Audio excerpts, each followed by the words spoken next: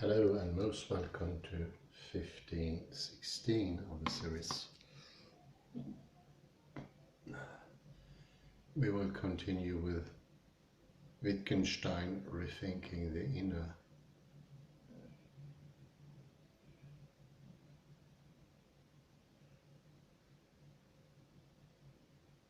Although the experience of meaning is irrelevant, we will continue on page 84. And we just went into the meaning blind man and how his actions could be governed by dreamlessness and what that could be, what could that actually mean.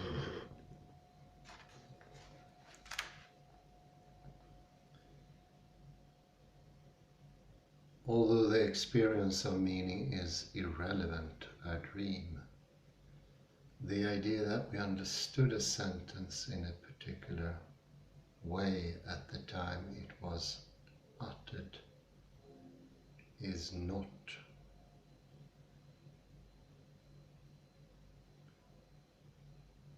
The explanation may come later, but it is an explanation of what we understood at the time.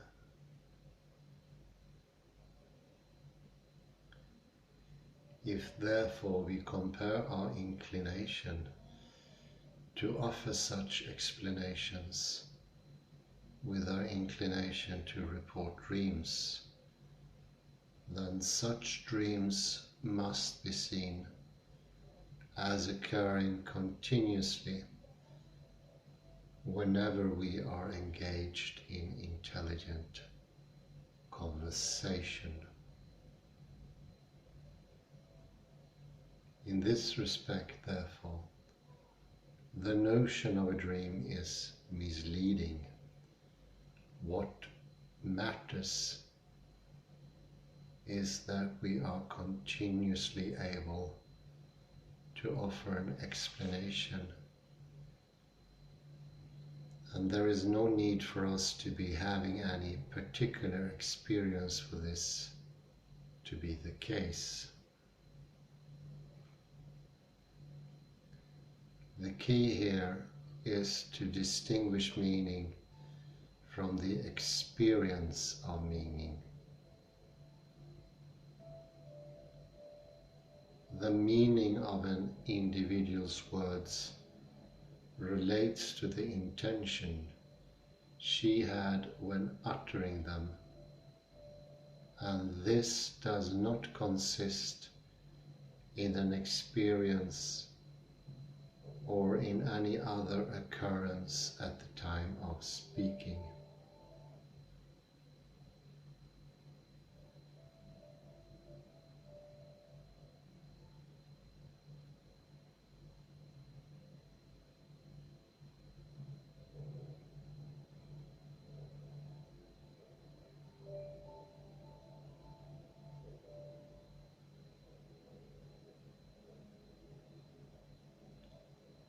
By contrast, the experience of meaning does relate to an experience, and if it has any significance, it must be in a quite different field.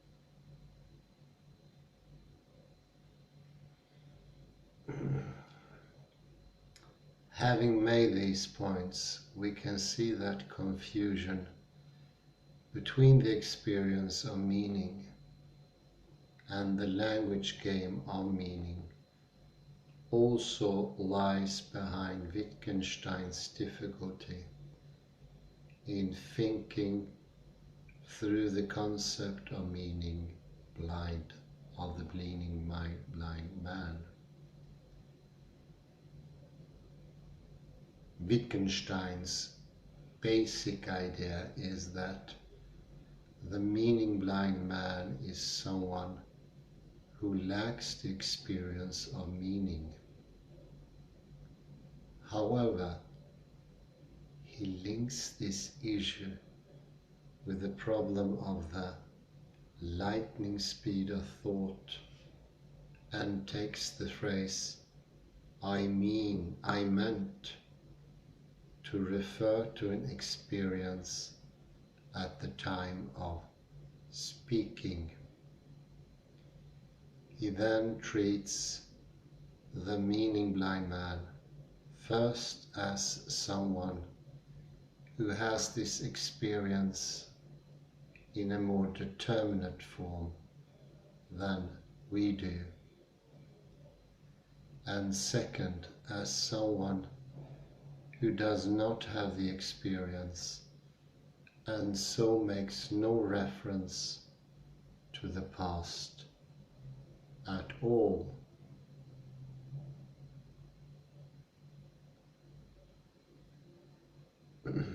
However, both approaches are unsuccessful in seeking to eliminate the lightning speed of thought.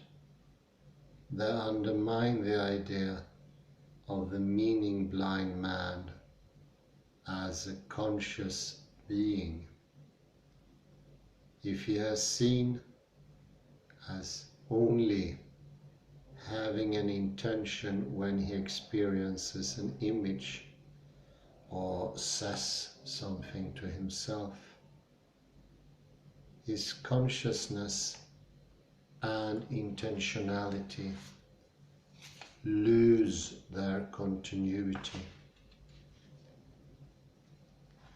Similarly, if he is only allowed to express intentions in the present tense, his past appears as something alien to him, something he is no better placed to interpret than those around.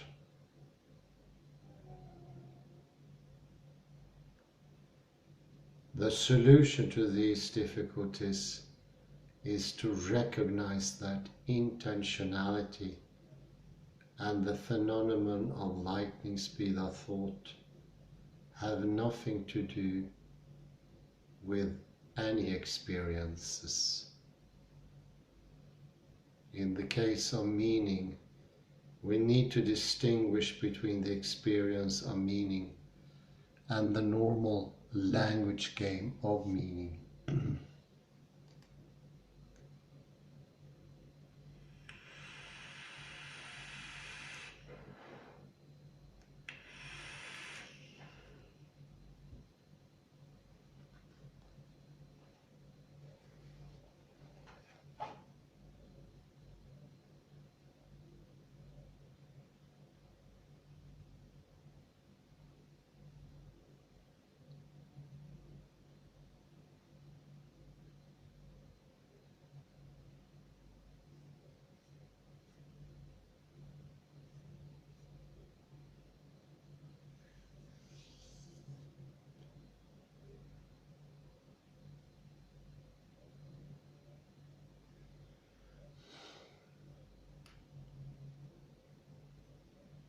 What is important is that we intend something when we utter a word. For example, I say bank, and I want thereby to remind someone to go to the bank and intend the word bank in the one meaning and not in the other.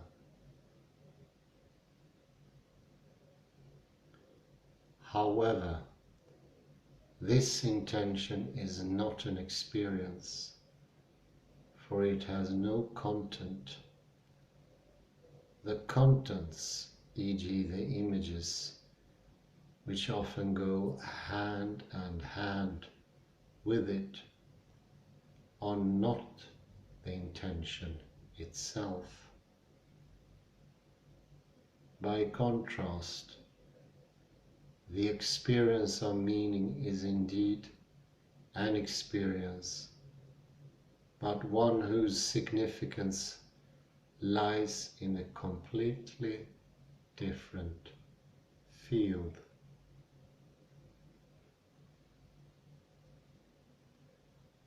That it is possible, after all, to utter the word in isolation,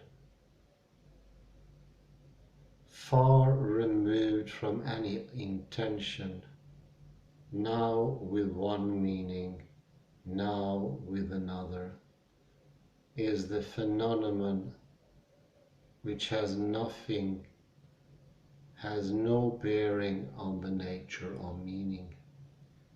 We are dealing, so to speak, with an outgrowth of the concepts.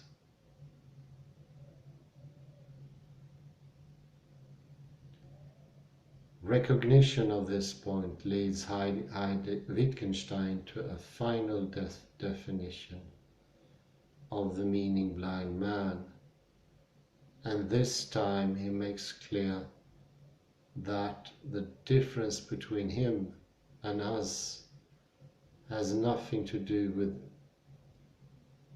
intentionality or with his capacity for meaningful communication.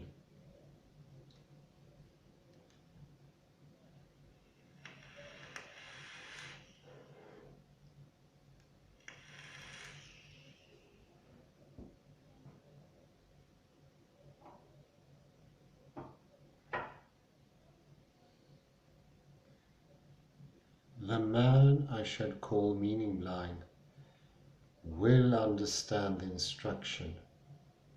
Tell him he's going to go to the bank. And I mean the river bank, but not say the word bank and mean the bank of a river. He will also not be able to report that he almost succeeded, but that then the word slipped into the wrong meaning. It does not occur to him that the word has something in which it positively fixes the meaning. As a spelling may, nor does its spelling seem to him to be a picture of the meaning, as it were.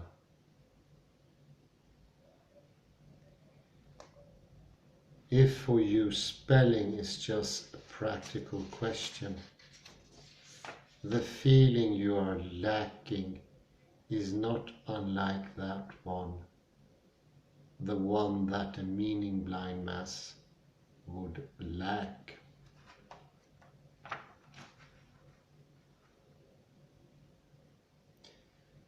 The distinction between meaning and the experience of meaning enables us to resolve the problem of the lightning speed of thought.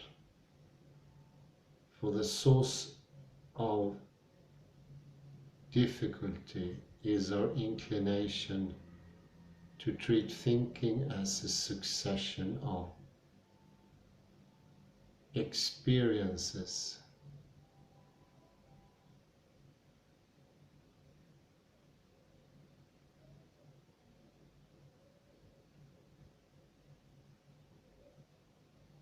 This makes it seem magical, a process which sometimes occurs instantly and on other occasions runs ahead of itself so that it is complete even before it starts. But this approach misrepresents the relation between the thinker and her thinking. for it encourages us to treat the latter simply as something that goes on inside the former.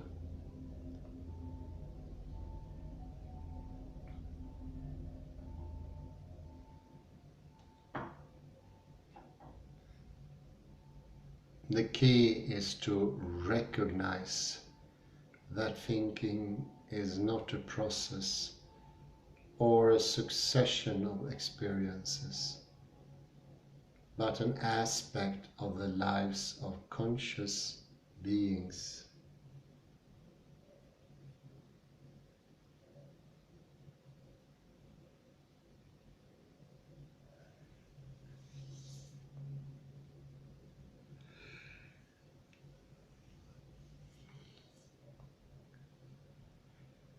What corresponds to the lightning speed of thought is the individual's ability at any point to explain what she's doing or saying. To say, as William James does, that the individual must somehow complete her sentence before she begins it, presents this as a mystery.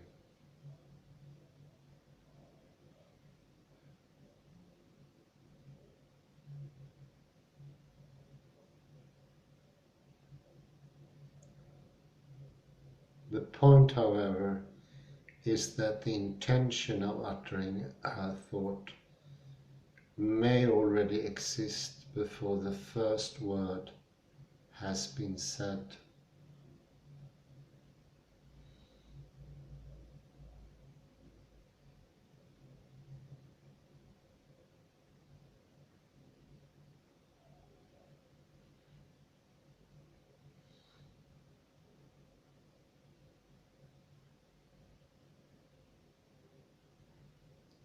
For if you ask someone, "Do you know what you intend to say?"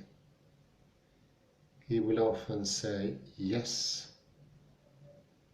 Similarly, what makes our use of language meaningful is not the continuous occurrences of special experiences, but the fact that we can explain what we are saying. Nothing that happens at the time of speaking constitutes the meaning. Rather, our words have meaning as the utterances of an intentional agent. Conversation, the application, and further interpretation of words flows on, and only in this current does a word have its meaning.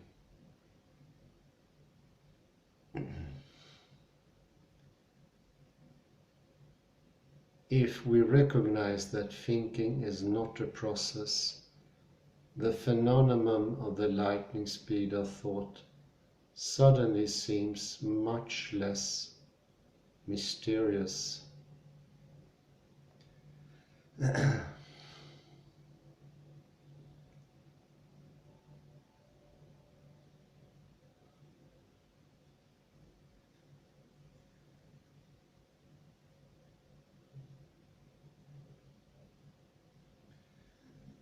When we have a flash of insight, this is not because the normal thinking process is magically speeded up.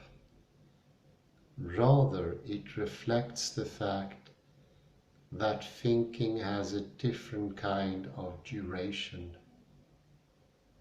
than a process or activity. This is true not only in the case of a flash of insight, but in other cases as well. For example, if someone says to herself, I must go to the bank today, it would make no sense to view her thinking as something that accompanied the sentence word by word. For this would suggest that during the course of the thought the individual has no idea how it was going to end.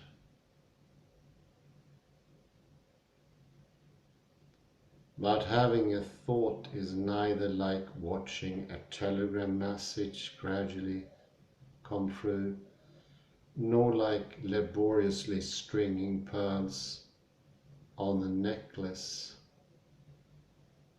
No one can think half a thought or be 3/4 of the way through the process of thinking it. On the contrary, whether the expression of a thought is a word, a sentence, or an image, the thought itself is always there in its entirety, almost like the concerts of Mozart that we mentioned in the previous lecture. It is there as a wholeness, not in part. And this goes to show that thinking is different from the description of it, and necessarily so. If it weren't different, it would not work in the language game. It wouldn't even make sense. It's a misuse of a great character.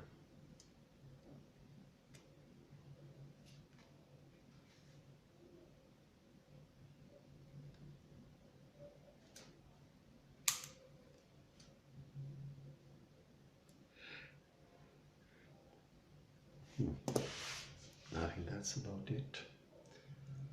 But it's clear now that thinking cannot be imagery, neither can it be telegram-like text going on in your head, nor can it be subtitles. I often compare it with subtitles in the realm of thinking.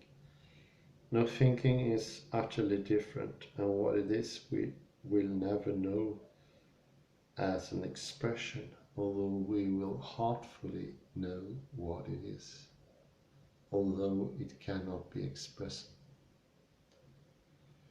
I say thank you very much and have a very pleasant night.